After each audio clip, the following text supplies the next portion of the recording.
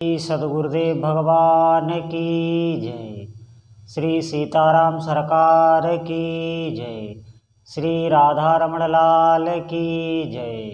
श्री गौरी शंकर महादेव की जय। सभी दर्शकों और भक्तों को कोटि कोटि प्रणाम। सबको प्रेम भरा जय जय श्री राधे। दर्शकों और भक्तों से निवेदन है, प्रार्थना है, कृपया आज का सत्संग बहुत ही महत्वपूर्ण है, बहुत ध्यान पूर्वक आप सुनेंगे। देखिए, ऐसा कोई भी जीव नहीं है जिसके आगे सुख ना आते हों, दुख ना आते हों। कोई कोई तो साधक साधना भी कर रहे हैं, लेकिन उनके जीवन में अपार दुख रहते हैं और वो समझ ही नहीं पाते। वो ये समझते रहते हैं कि हमारी साधना में कोई त्रुटि हो रही है, लेकिन ऐसा होता नहीं है, क्योंकि आप अज्ञानी हैं। आपके इष्ट देव या प्रभु अज्ञानी नहीं हैं। आप बहुत ध्यानपूर्वक सुने, बहुत ही महत्वपूर्ण आज का सत्संग है। निश्चित मानिए आपके जीवन में बदलाव होगा ही, आपके बुरे दिनों का अंत होगा। आप विश्वास करें इस बात पर। जो सच्चे साधक होते हैं, सच मानिए, उनके जीवन में कोई भी दुख नहीं रह जाता। दुख का नामो निशान मिट जाता है। जो भी असंभव था, पहले जो असंभव था वो संभव हो जाता है। जो लोग भी आपसे बात करना तक नहीं चाहते, मतलब आपको ये समझ रहे हैं कि ये बिल्कुल बेकार है, इसीलिए कोई स्वार्थ नहीं, इसीलिए वो आपसे बात करना तक नहीं चाहते। निश्चित मानिए, मैं आपको साधना बताने जा रहा हूँ, आप ध्यानपूर्वक सुने। वही लोग आपसे मिलना चाहेंगे। वही लोग ये चाहेंगे कि हमारे पास 2 मिनट बैठ लें, ये हमसे बात कर लें। निश्चित मानिए ऐसा ही होता है। आप विश्वास करें, विश्वास वाला ही भगवान के मार्ग पर चलता है। तो बहुत ध्यानपूर्वक आप ये सत्संग सुने। सभी जीवन ऐसा ही चलता रहता है, समय ऐसा ही जाता रहता है। यहाँ जाने कितने आए, कितने गए। इस संसार में कामनाओं की भीड़ लगी रहती है। आप समझें इस अपने अंतःकरण को, अपने इस मन और बुद्धि को। ये आप नहीं सोच रहे हैं, ये कामनाएं आपके अंदर नहीं आ रही हैं, ये आपके अंतःकरण में आ रही हैं। आप अंतःकरण नहीं हैं। अंतःकरण ये 3 गुणों से प्रभावित होता रहता है, सत्वगुण, रजोगुण, तमोगुण। ध्यानपूर्वक सुनना। आप सब कुछ इसी जीवन में प्राप्त कर सकते हैं, इसी शरीर से। इस शरीर में आप बैठे होंगे भीड़ में, लाखों में, और आपका चिंतन हो रहा होगा अपने इष्ट देव का। साक्षात चिंतन वो होता है, ये अभी की बात नहीं है। जब आप थोड़े समय लगातार भजन करेंगे उसके बाद होने लगता है। वो काल्पनिक चिंतन नहीं होता। आपकी स्थिति होगी वहाँ मन की, और शरीर से आप भीड़ में होंगे। ये अद्भुत, इसमें अद्भुत सामर्थ्य साधक के अंदर आने लगती है। बस थोड़े दिन उसे लगातार उस जप का अभ्यास करना पड़ता है। बहुत ध्यानपूर्वक आज सत्संग सुने तो आप ये ध्यान रखें कि आपका अंतःकरण वो 3 गुणों से प्रभावित रहता है। आप बिल्कुल भयभीत ना हो। कभी कैसा प्रभाव रहेगा? तमोगुण प्रभाव रहेगा तो आप भय सताएगा, निद्रा सताएगी, आलस्य सताएगा। सतोगुण प्रभाव होगा तो आप बिल्कुल निर्भय होंगे, आपका भक्ति में, भजन में, सत्संग में मन लगेगा। और रजोगुण आप पर प्रभावित होगा तो इस शरीर की साज सज्जा, धन कमाना, संसारिक जितने भी कार्य हैं उनमें आपकी प्रवृत्ति होगी। ये 3 गुणों का प्रभाव होता है। इसलिए ध्यानपूर्वक आज का सत्संग सुने, बहुत महत्वपूर्ण है। साधक जब कोई साधना करता है तो निश्चित मानिए कभी कभी उसके मन की दशा ऐसी विचित्र होती है कि उसे अंदर से अजीबोगरीब लगता है। वो देखता है कि उसे कुछ अच्छा नहीं लग रहा। बिल्कुल आप भयभीत ना हो, ऐसा भी होता है। कुछ साधक ऐसे होते हैं जो साधना प्रारंभ करते हैं तो उन्हें बहुत प्रसन्नता अंदर से महसूस होती है। साधना में ऐसा लगता है, उन्हें रस आने लगता है, तो उन्हें भ्रम हो जाता है कि हमें सिद्धि मिलने लगी। ऐसा भी नहीं होता। ध्यान से सुने आप। देखिए, साधना आप कर रहे हैं, आपको लंबे समय तक चलानी होगी।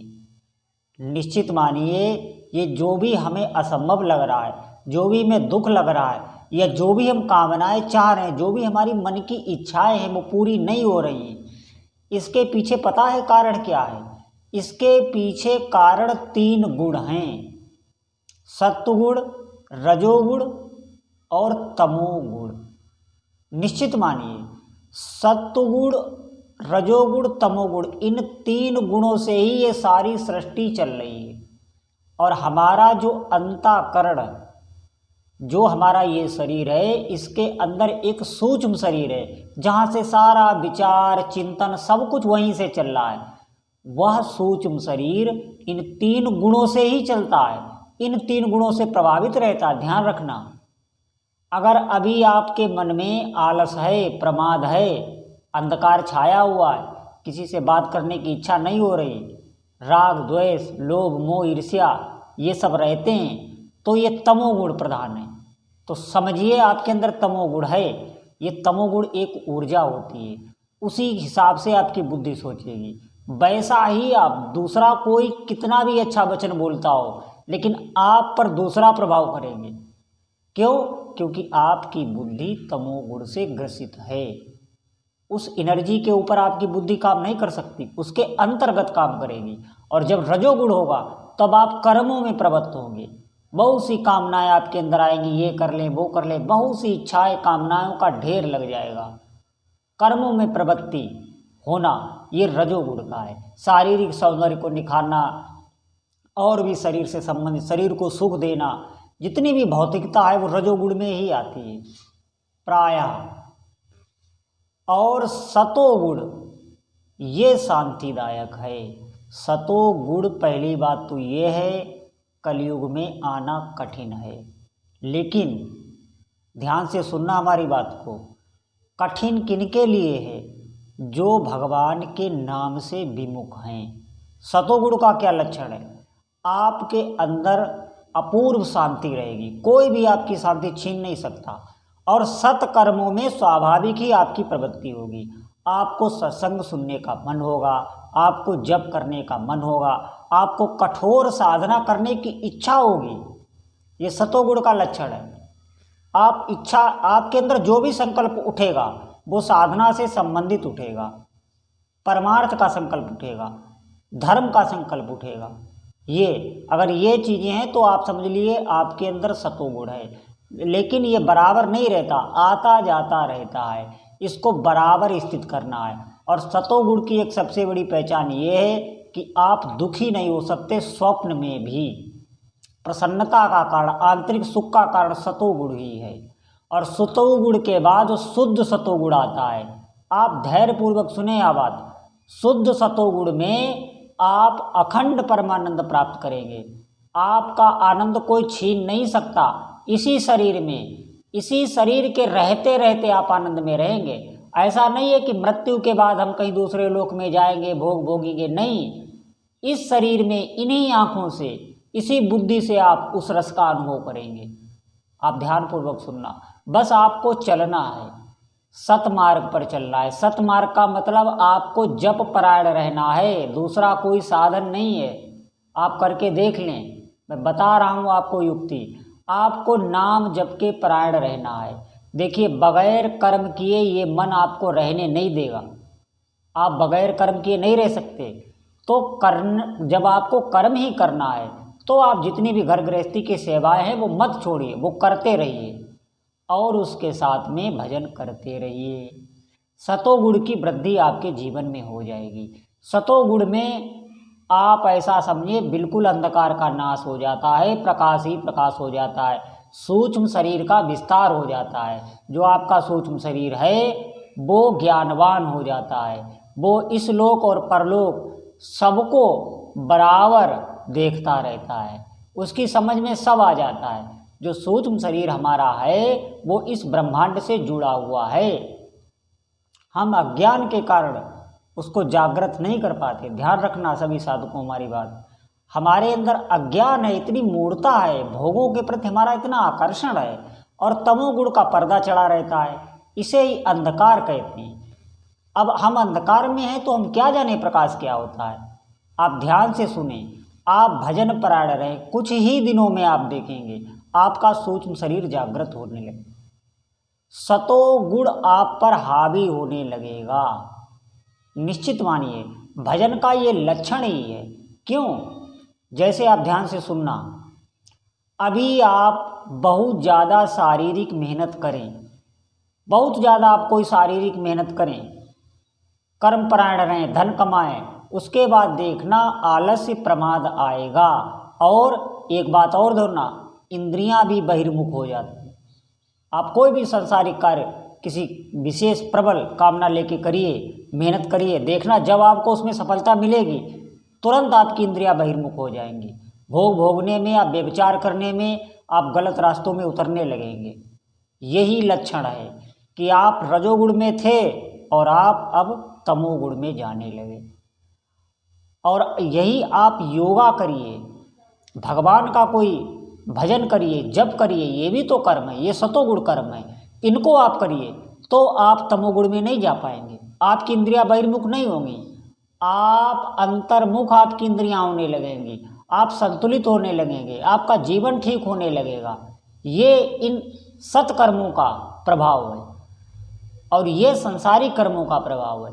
इसीलिए संसारिक कर्मों को, रजोगुण और सतोगुण, इन दोनों को एक साथ रखिए, तब काम बनता है। आप संसारिक कार्य भी करते रहिए कामनावश, कोई दिक्कत नहीं। भले ही आप धन की कामना से कार्य कर रहे हैं, खूब करिए, कोई मना नहीं करता, लेकिन आपको भजन जोड़ना होगा, तभी आप नीचे की योनियों में नहीं जाएंगे। वरना ध्यान रखना सभी साधक, भटकना पड़ता है, भटकना पड़ता है अच्छों को। इसीलिए बुद्धि खोल कर ये सत्संग सुने। हमें भजन के साथ संसारिक कार्यों को करना है। निश्चित मानिए इसी जीवन में आप सब कुछ प्राप्त कर पाएंगे। इसी जीवन में ऐसी कोई सिद्धि नहीं, ऐसी लौकिक कोई संपत्ति नहीं जो आपके आगे ना आ जाए। क्यों? क्योंकि अब आप पात्र हो गए, आपको अपने हाथ ही प्रकृति देने लगती है। अभी हम पात्र नहीं है, हमारी इंद्रियां बहिर्मुख हैं, हम किसी भोग में फिसल सकते हैं। इसीलिए वो शक्तियां देखती रहती हैं, वो जल्दी सिद्धियां या आपकी मनोकामना पूर्ण नहीं करती। आप भजन परायण रहे, थोड़े ही दिनों में आप देखना क्या क्या आपके साथ चमत्कार होने लगते हैं। सभी साधक ध्यान रखें इस बात को, भजन परायण रहे, भजन को पकड़ लें।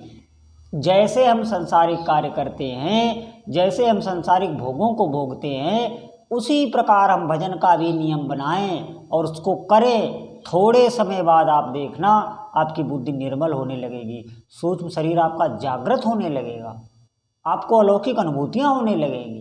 ये कोई बाजार की वस्तु नहीं है, आप इनको खरीद नहीं सकते।